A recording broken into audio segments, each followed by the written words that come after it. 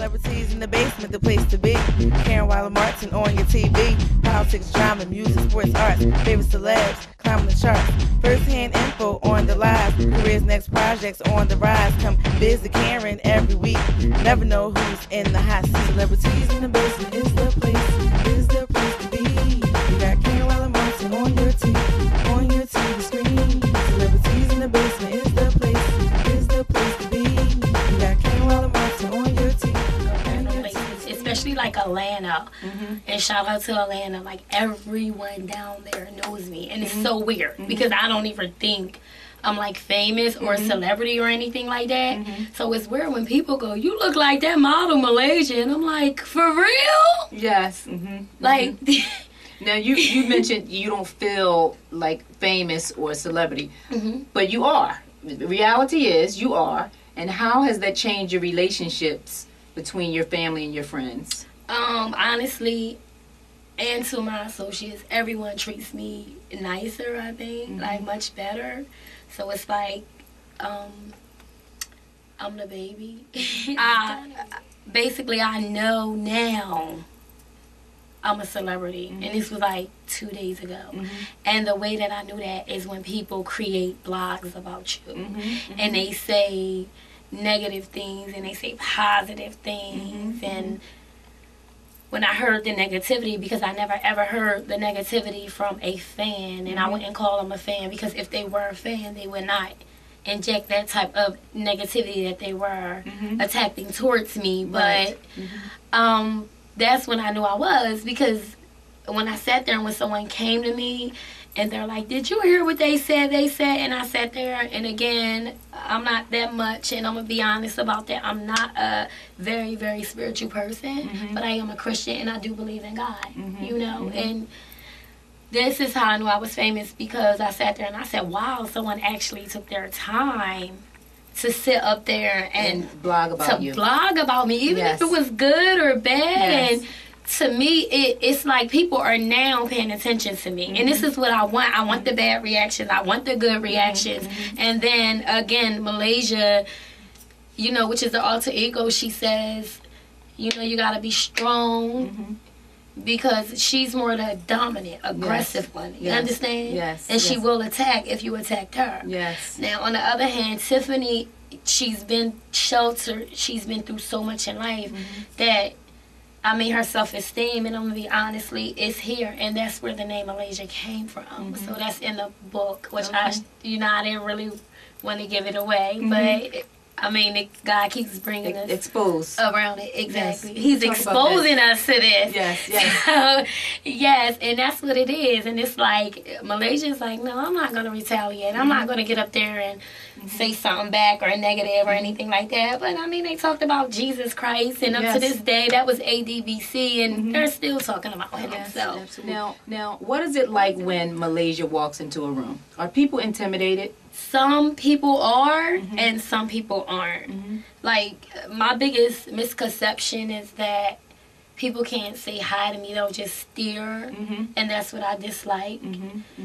Because then that's when I get, again, I become aggressive and have to put my guard up, because I don't know if you're going to attack me and what type of form you're going to attack me by. Like, what type of method or form you're going to, like, what you're going to do to attack me. So I have to put that guard up. So some people are and some people aren't. Some people will speak, and some people just look me up and down. Like, my biggest problem too is with girls. Like, I don't know why, but it's with women all the time. The majority of the time, like 90% of the time, it's with women. Well, when people are insecure within themselves, they, you know, that's the reaction that you're getting, because they're insecure and they're not positive within themselves. Unfortunately, yes.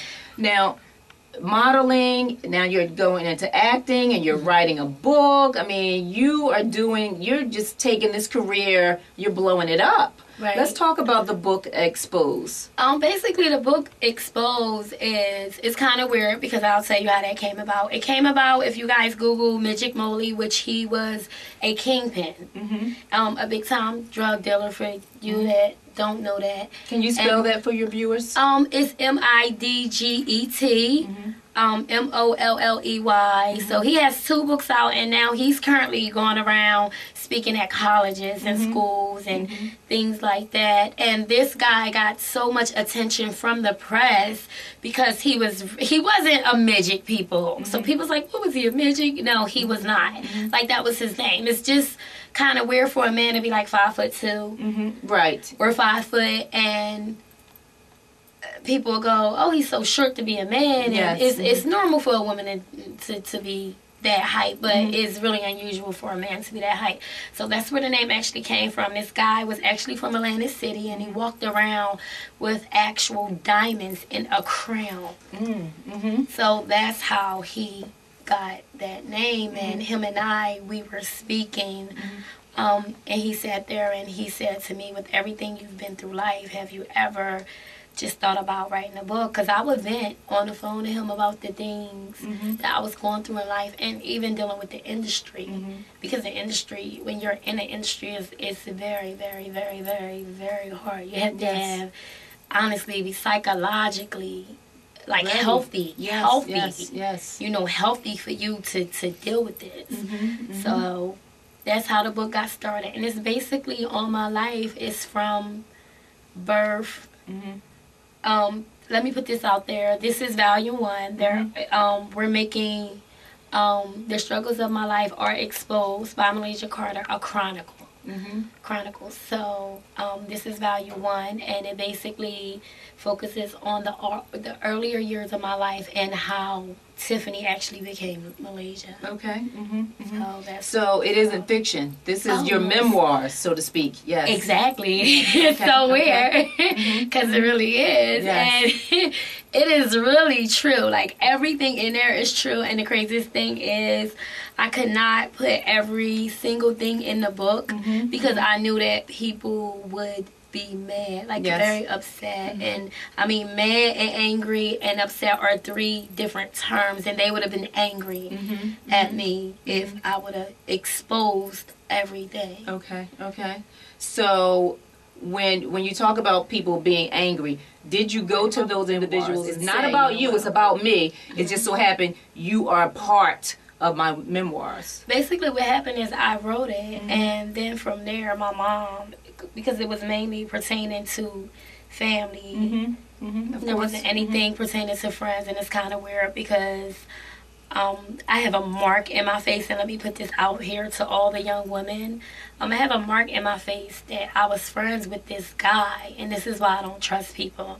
I was friends with him, and I speak about this in the book, when I was younger, and we were friends, and this was a man I trusted. And years later he turned around, and because I trusted him, I allowed him into my home and to become close to me, and he raped me. So that was very emotional. That was a very, very emotional, you know, and traumatic thing for anyone, any woman, any person in the world to experience. Because when you're raped, you just feel like everything was taken from you, and afterwards you feel worthless. And that's what I'm speaking about in the book. And that was just honestly just one of the things that actually happened to me. And the reason why I said, you know, to a lot of women, it's not the end of the world, and it's not a good reason to sleep around. Like, let me just put this out here, like my sexual life, I really don't like sex, honestly, and the reason for being is because of that. You understand? So some girls are out here, teenage pregnancy, especially amongst our people, they'll say, and again, I thank God for bringing a lot of these young people into my life. And it's kind of weird because they'll come and they'll go, oh, I'm like this because I was raped or molested. And I'm like, honey, I've been through the same thing. And I'm like that. You know, it made me not so much afraid of men, but again, I just can't trust anyone. It's just hard for me to just become friends with you. Like, I try to observe and just figure you out. So now, when can we expect Exposed to be launched? Actually, Exposed is getting edited this week. Okay. So it only takes, we have like one of the best editors in the like in the country. So I did my research on him. Again, personally, his name is Mike, and he's from New York, and a lot of his books were on the New York Times bestsellers list. Okay. So we're going through Arthur House to get the book published, and I'm just excited about that, and it will be national.